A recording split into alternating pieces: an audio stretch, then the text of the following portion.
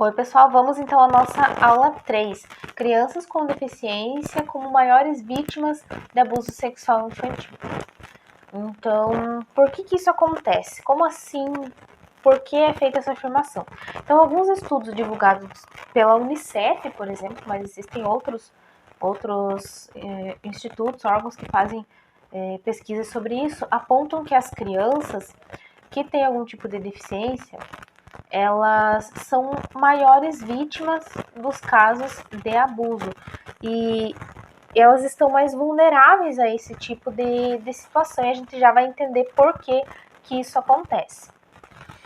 Então, alguns estudos de 2017, tá? Mas esses números aí estão sempre mudando ano a ano, mas eu peguei aqui os dados de um estudo bem confiável, apontam que 51% aproximadamente das ocorrências de abuso sexual infantil envolvem as crianças menores de 1 a 5 anos, e dessa porcentagem, aproximadamente 3 a 3,5% possuem algum tipo de deficiência intelectual ou física, motor, enfim.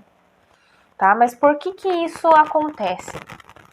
Alguns tipos de deficiência, principalmente os que envolvem o aspecto intelectual, eles acabam dificultando a capacidade da criança tanto de identificar, reconhecer aquela situação como sendo uma situação de abuso, como também a sua capacidade de comunicar a alguém que está passando por essa situação de violência e se expressar também. Tá? Então, às vezes é muito mais difícil para a criança fazer a denúncia, né? Pedir socorro para alguém e informar que está passando por uma situação de abuso, de assédio. Às vezes a criança tem mais dificuldade até para reconhecer que aquela é uma situação de violência, uma situação de abuso. Por isso que é preciso ter mais atenção com as crianças que têm algum tipo de deficiência. E às vezes acontece que quando a criança fala, comunica, consegue expressar que está passando por aquela situação, a sua palavra é desacreditada. Então as pessoas, por conta dos seus comportamentos, muitas vezes ditos atípicos, quem está ali na convivência com a criança acaba não tomando consciência de que aquilo pode ser sim verdade, que a criança pode estar falando a verdade e passando por uma situação de abuso. Acaba achando que é mentira, que não tem muito fundamento que a criança está dizendo e deixa passar essa situação aí despercebida, tá?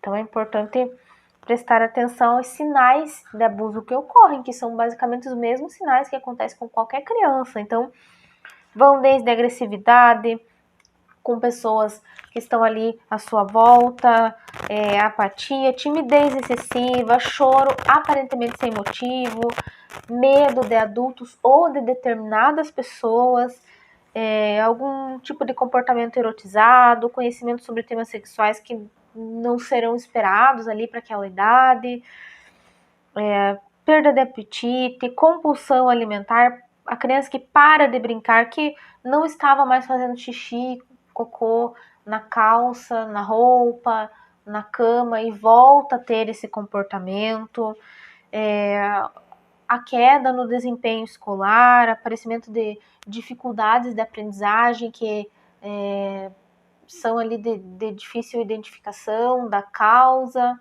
tá? Então não conseguem encontrar a causa dessa dificuldade, pode ser fruto, né, de uma situação de abuso. A reclamação, quando a criança utiliza o banheiro, que está com dor, com ardência nas partes íntimas, algum tipo de inchaço, vermelhidão, ferimentos. A criança também pode passar a abandonar os hábitos de higiene, às vezes até como forma de defesa. Então, existem situações aí relatando crianças, adolescentes que sofriam abuso e já eram maiores e tinham consciência do que estavam fazendo e deixavam de ter os hábitos básicos de higiene para que, assim, na tentativa de afastar o abusador, tá? Então, não estou com meu corpo limpo, não tenho higiene, o abusador não vai chegar perto de mim. É uma tentativa, um mecanismo de defesa. Então, são todos esses sinais aí que é preciso estar estarmos muito atentos a esses sinais em todas as crianças, principalmente nas crianças com alguma deficiência, porque elas são maiores vítimas, né, dos abusos, dos assédios, enfim. Existe uma cartilha que vai ser disponibilizada juntamente com os materiais aqui para vocês, que é a Cartilha Educativa para a Prevenção de Violência Sexual Infantil de Crianças com Deficiência. Tá?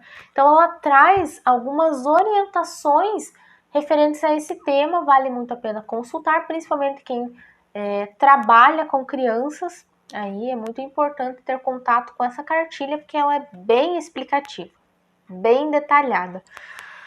Mas ela traz algumas abordagens que podem ajudar na identificação desses sinais. Então, vão desde a observação atenta do comportamento da criança, o que é muito óbvio, até a observação das formas de expressão dessa criança, da forma de linguagem que essa criança utiliza para se expressar, tá? Até a sugestão de trabalho com jogos, brincadeiras lúdicas, tudo dentro da capacidade da criança, né?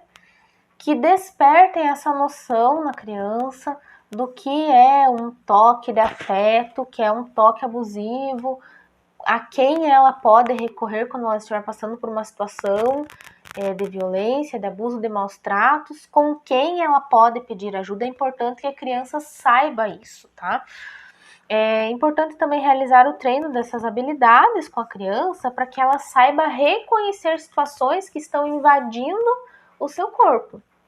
Às vezes é difícil que a criança tenha essa noção, mas é importante trabalhar isso desde muito cedo com as crianças, tá?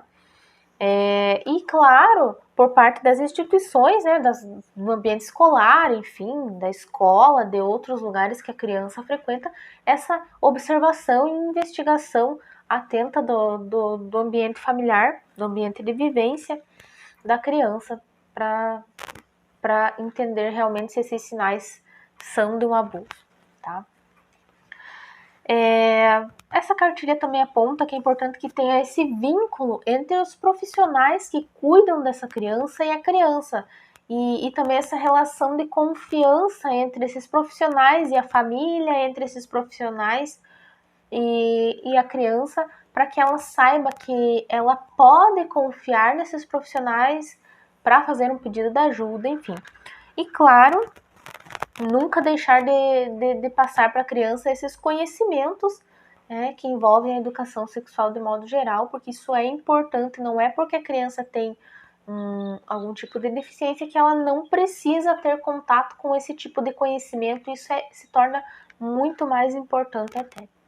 E claro que quando um caso for identificado, quando esses sinais forem identificados na criança, não perder tempo e logo entrar em contato com o conselho tutelar, com o CRAS, com a polícia, com esses órgãos responsáveis por tratar dessas questões, para que seja investigada a situação, para realmente saber se essa criança está sofrendo abuso ou não, para que ela seja retirada desse ambiente de violência. Galera, a escola humanitária não possui vínculos políticos nem empresariais. Por isso, a sua participação é fundamental na construção desse projeto.